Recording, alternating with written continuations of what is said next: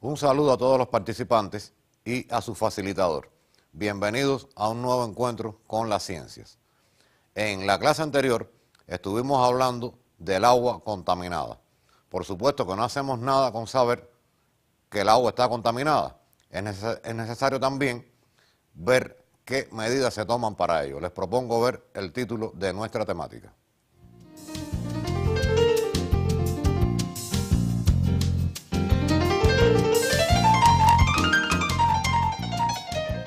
Lección 8 de nuestra unidad 3. Características del agua potable.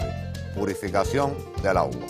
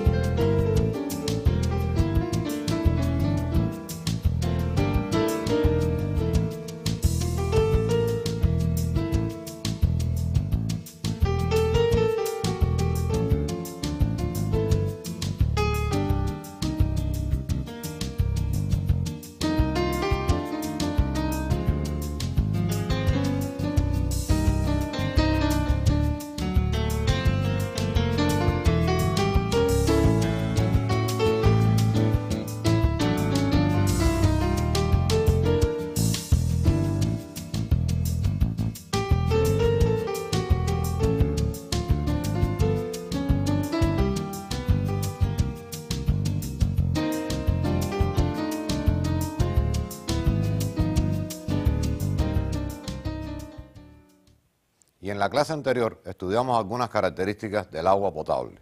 Solo recordando, veamos cuáles son esas características.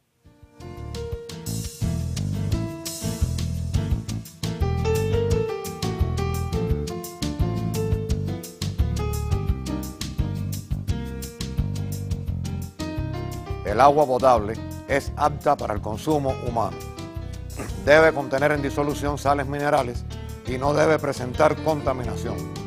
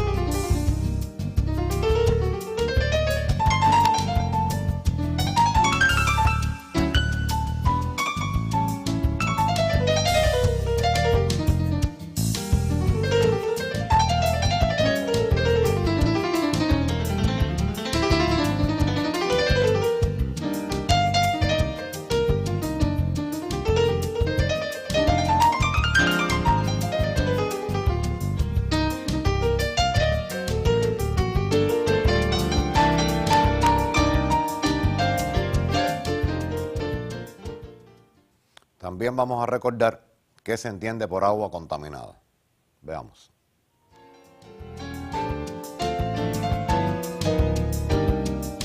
El agua está contaminada si contiene un conjunto de sustancias que la convierten en perjudicial para el medio ambiente.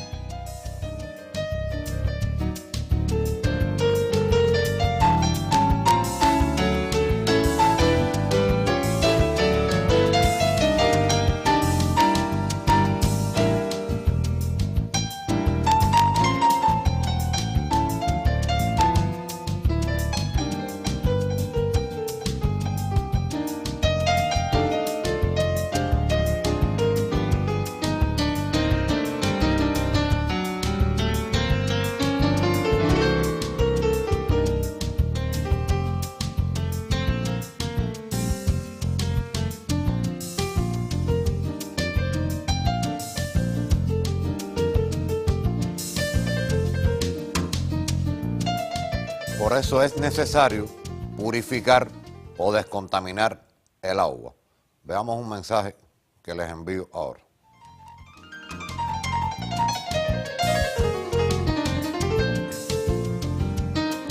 La descontaminación del agua constituye una necesidad para la supervivencia de la vida en la Tierra. Se puede descontaminar el agua de forma natural o artificial.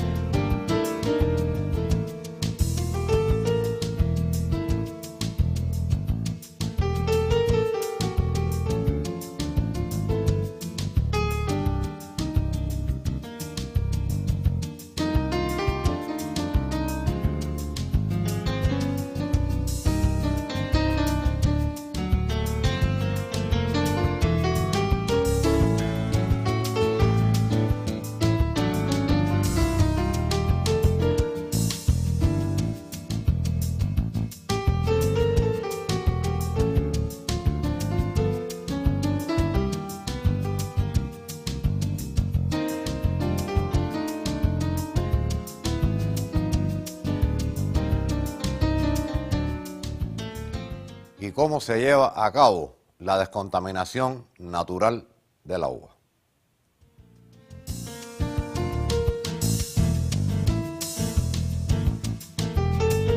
La descontaminación natural se lleva a cabo mediante el ciclo hidrológico. Este contenido fue tratado en sus clases de geografía, por tanto no vamos a profundizar en él.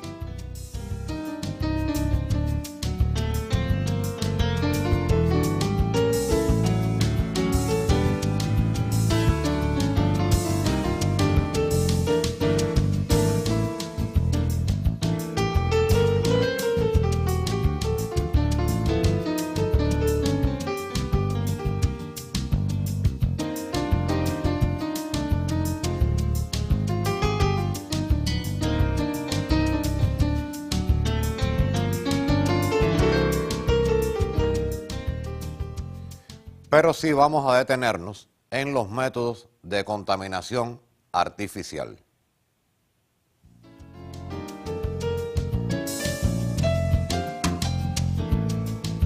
La descontaminación artificial se lleva a cabo con la intervención del hombre.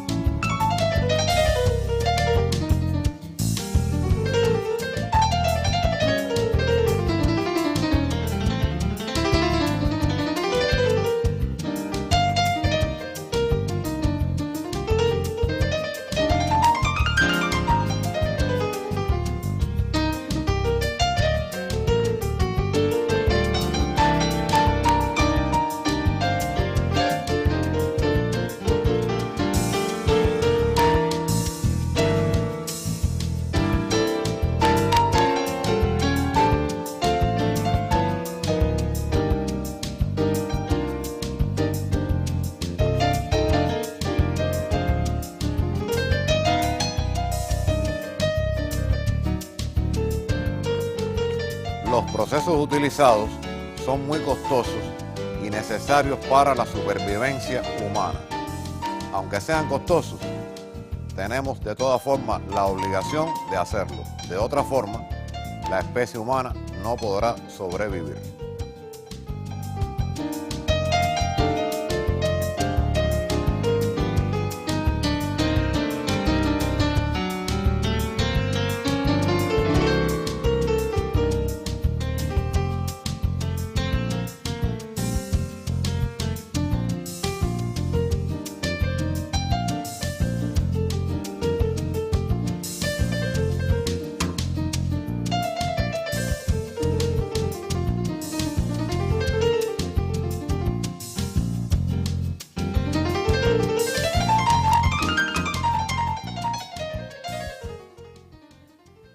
Analicemos algunos métodos para llevar a cabo la descontaminación artificial del agua, es decir, la que implica la presencia del hombre para lograr este objetivo.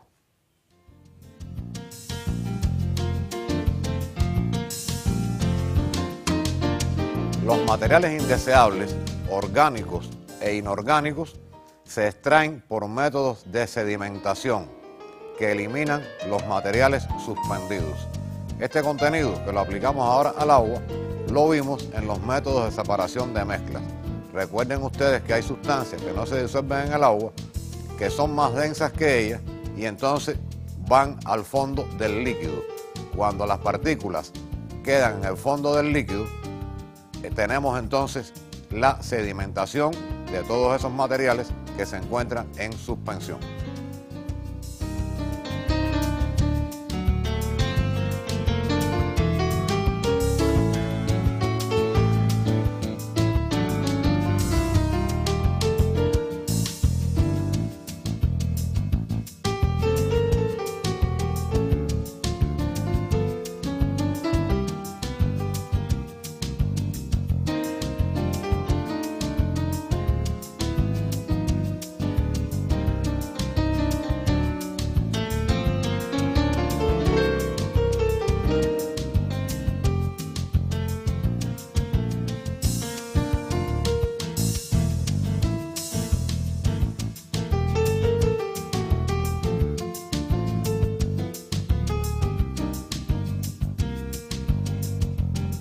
Otro método es el tratamiento con ciertas sustancias como el carbón activado que eliminan los sabores y olores desagradables.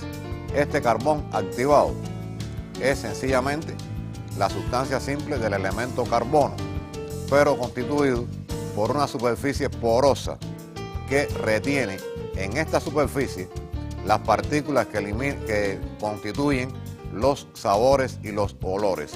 En otras actividades también se emplea este carbón activado.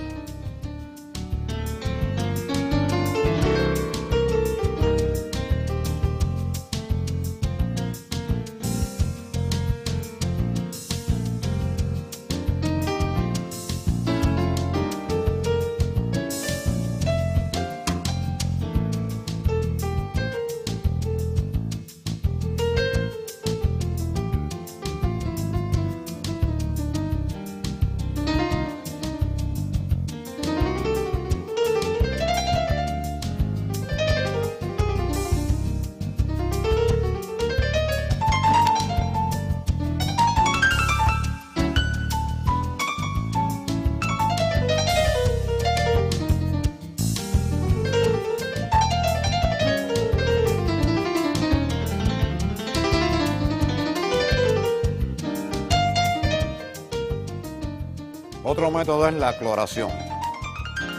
Se trata del tratamiento con dicloro o compuestos que contienen cloro que son nocivos para las bacterias. Fíjense que el dicloro es la sustancia simple del elemento cloro. Y hay otros compuestos que contienen el cloro y que se utilizan con estos fines.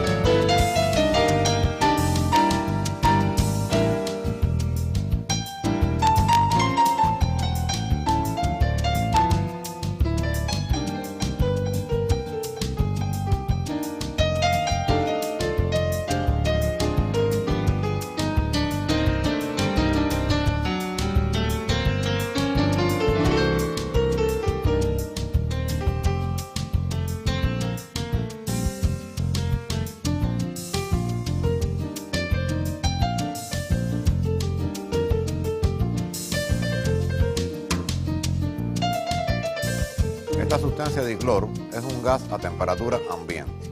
En ocasiones oímos decir o vemos que le están añadiendo cloro a la piscina para desinfectarla, para eliminar las bacterias. Y en sí lo que se añade no es el dicloro, sino se añaden compuestos de cloro, que comercialmente se le llama así, vamos a añadirle cloro a la piscina, pero son específicamente el hipoclorito de sodio, que es también un agente que elimina las bacterias. Veamos otro método para descontaminar el agua.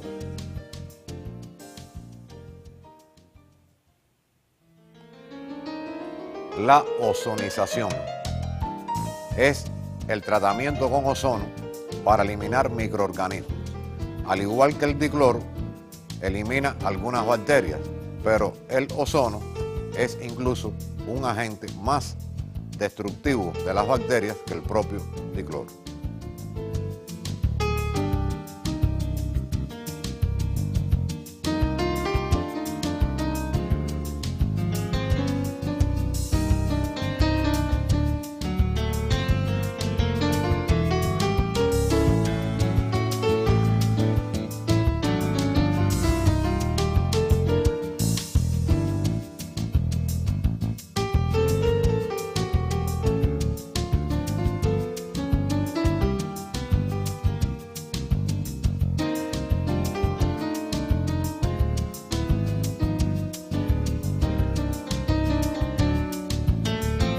La desalinización es un método que consiste en eliminar sales del agua.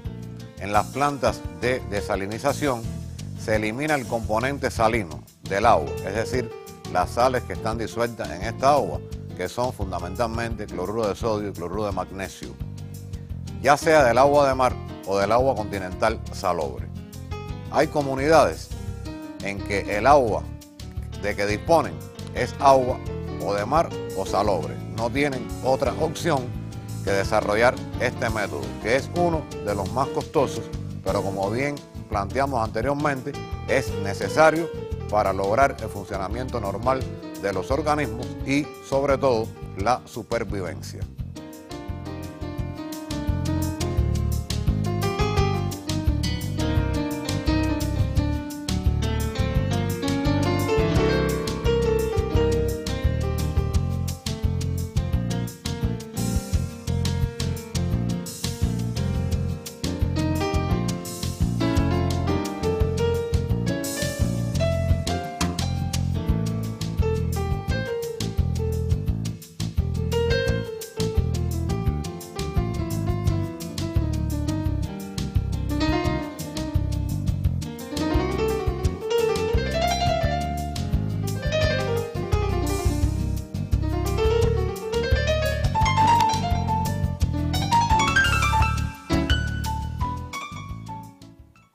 En ocasiones disponemos del agua potable. Es un agua que ya sabemos que no es pura, que contiene disueltas las sales minerales necesarias para el correcto funcionamiento de nuestro organismo. Sin embargo, esta agua que no está contaminada sí contiene algunas sales que no son perjudiciales para el funcionamiento de los organismos vivos, pero sí lo son, por ejemplo, para la industria. Veamos de qué se trata esta situación.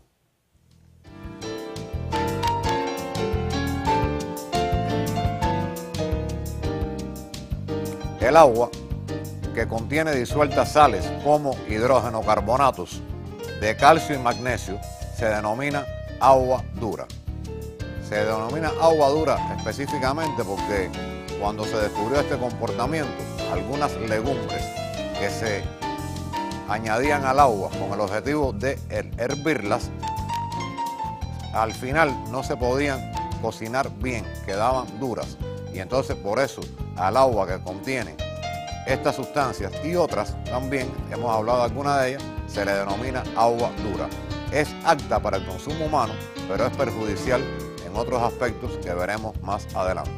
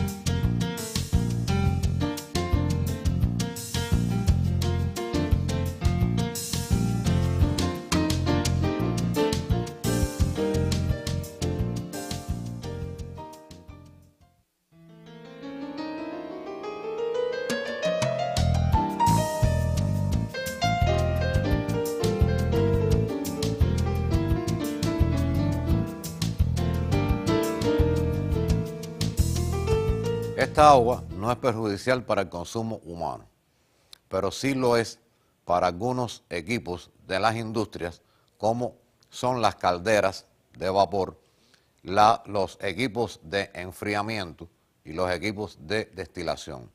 En ocasiones, quizás hayan observado en su casa que cuando necesitan agua caliente y el agua la toman del acueducto, es decir, el agua potable común que consumimos, después de usado varios días o varias semanas el recipiente, se recubre de una costra muy dura que es muy difícil incluso de despegar. Imaginen ustedes que una costra como esta se empiece a formar en una tubería o un conducto por donde tenga que circular el agua. Y más aún cuando esta agua en estado de vapor circula a presión. Quiere decir que de obstruirse totalmente la tubería, entonces pudiera provocarse una explosión. Vamos ahora a ver otra lámina para continuar hablando sobre este tipo de agua.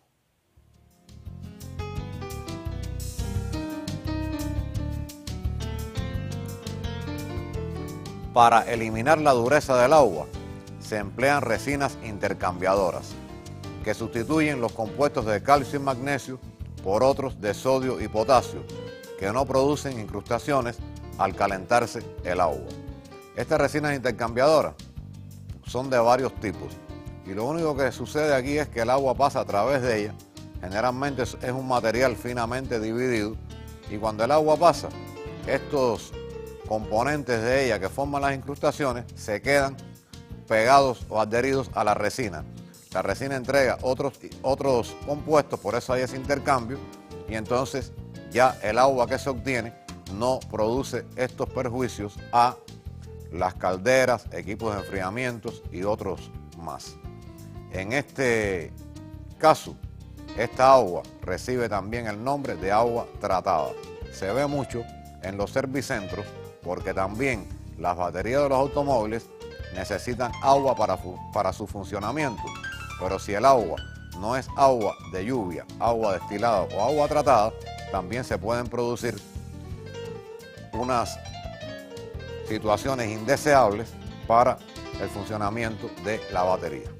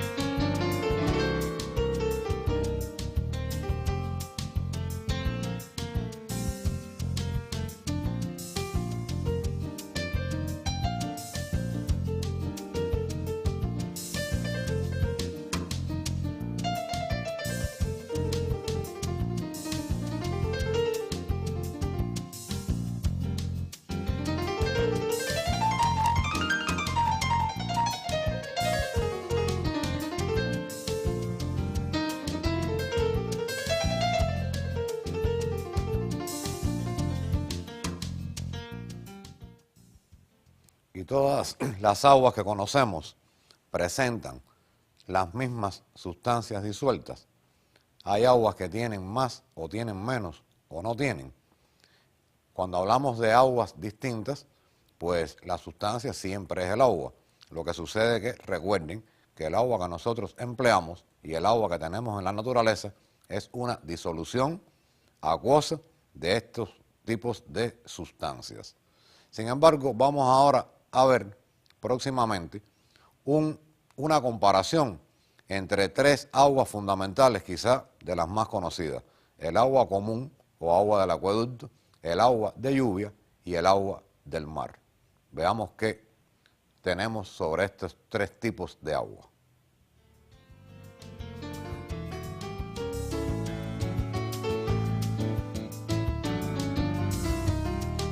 El agua de mar presenta sales disueltas. Estas sales, recuerden que son fundamentalmente cloruro de sodio y cloruro de magnesio. No así el agua de lluvia, pero vamos a detenernos aquí en el agua de lluvia. El agua de lluvia tampoco es pura. ¿Por qué? Porque nuestra atmósfera está contaminada. Esa agua de lluvia, al caer, que en el momento que se produce el cambio de estado, desde las nubes, que son agua gaseosa, al agua líquida, que comienza a precipitar hacia la superficie terrestre, esta agua de lluvia arrastra algunos contaminantes que provocan las lluvias ácidas, y al llegar esa agua entonces ya no es un agua pura como casi era cuando pasó del estado gaseoso al estado líquido. Y también conocemos el agua destilada, que no presenta casi ninguna impureza, porque el término decir ninguna impureza es absoluto y no debemos usarlo. Siempre recuerden que en la naturaleza todos los procesos que hacemos tienen siempre alguna impureza, aunque esta impureza sea lo menor que se pueda plantear de acuerdo con la tecnología y los conocimientos humanos.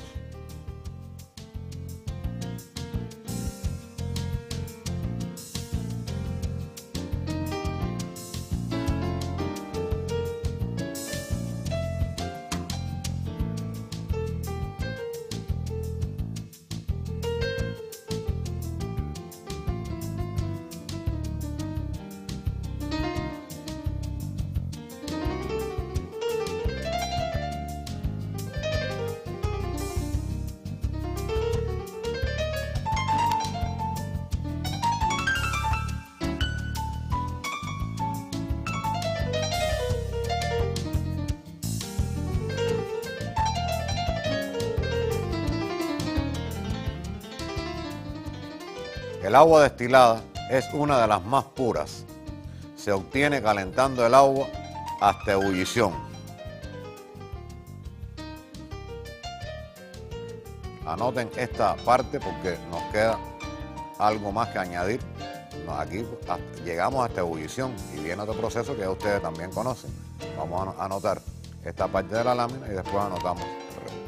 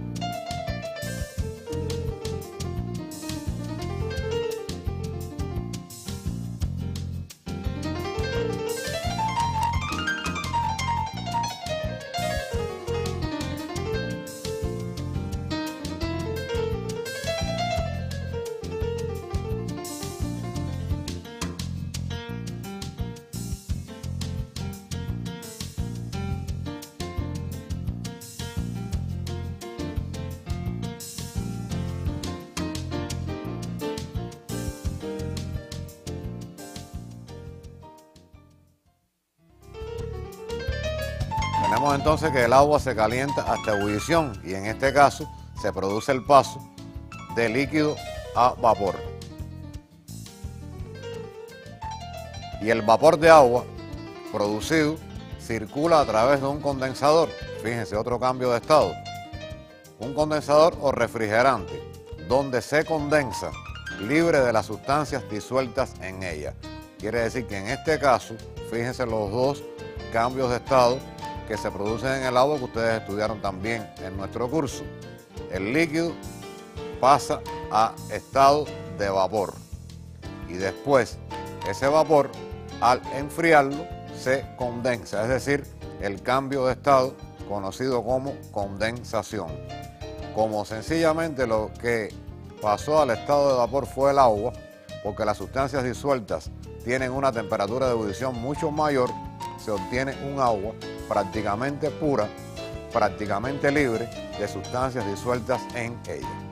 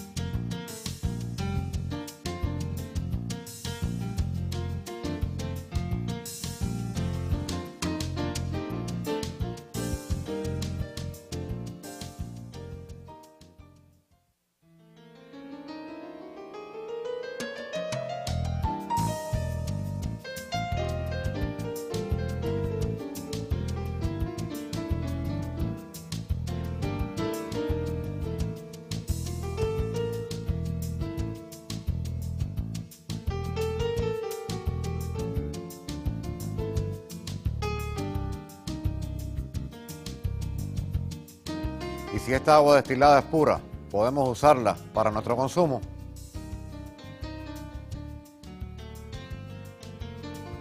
El agua destilada no es apta para el consumo humano porque carece de sales minerales disueltas imprescindibles para el buen funcionamiento del organismo.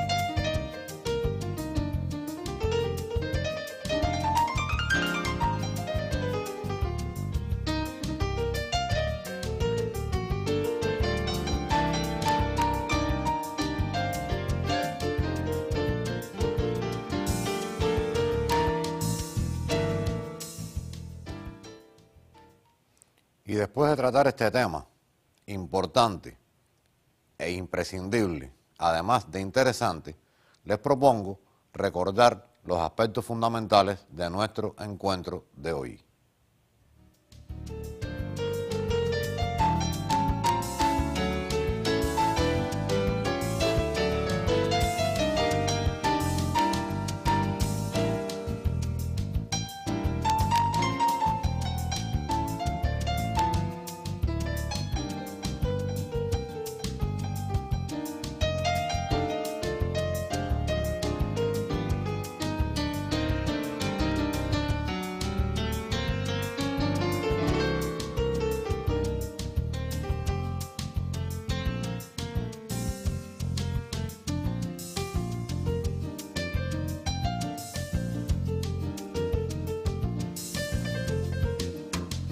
El agua común es una disolución de varias sustancias solubles en ella.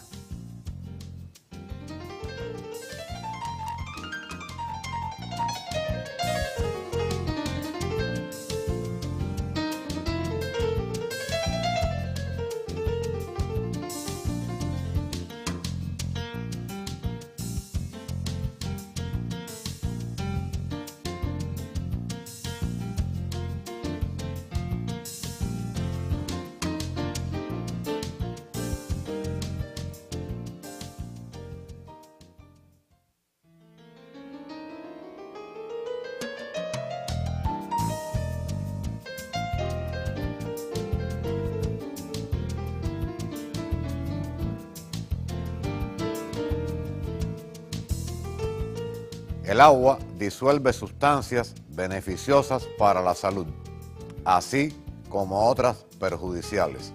Como es tan buen disolvente, disuelve muchas sustancias de todo tipo.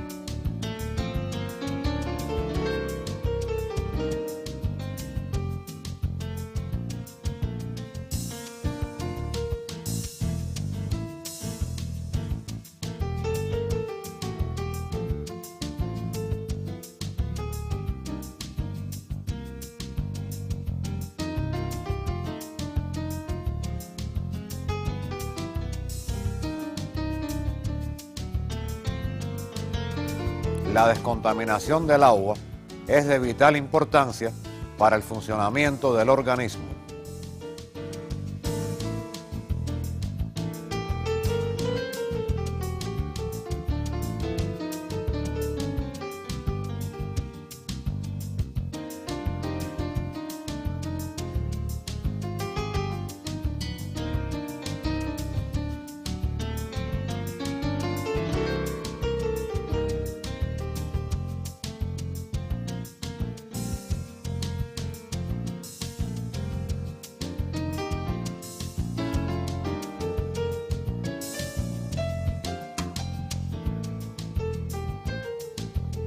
El agua destilada, muy útil en los laboratorios y en las industrias, no es apta para el consumo humano.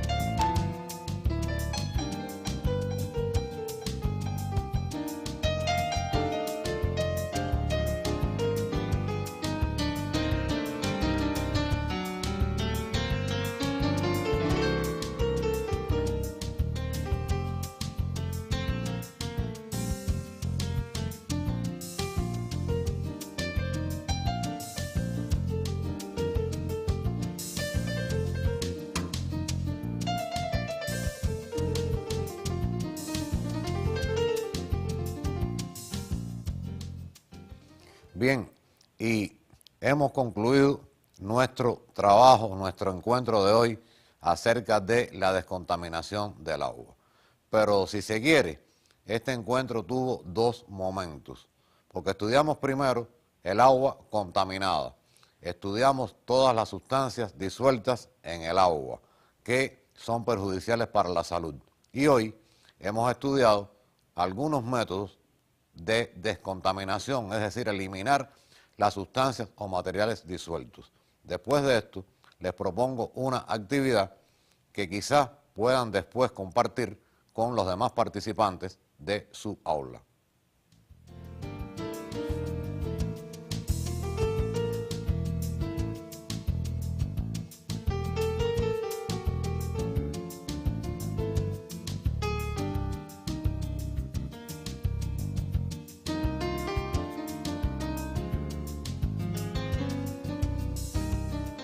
Investiga los métodos de purificación o descontaminación del agua que se utilizan en tu comunidad.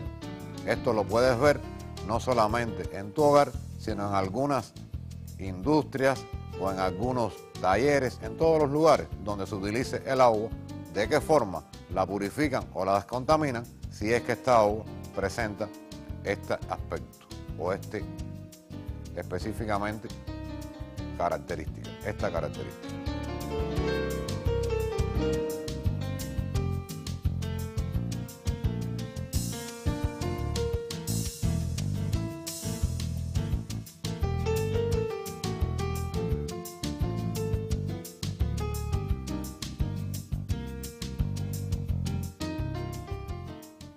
Y sin más, nos despedimos de ustedes hasta el próximo encuentro, esperando que el agua no esté contaminada.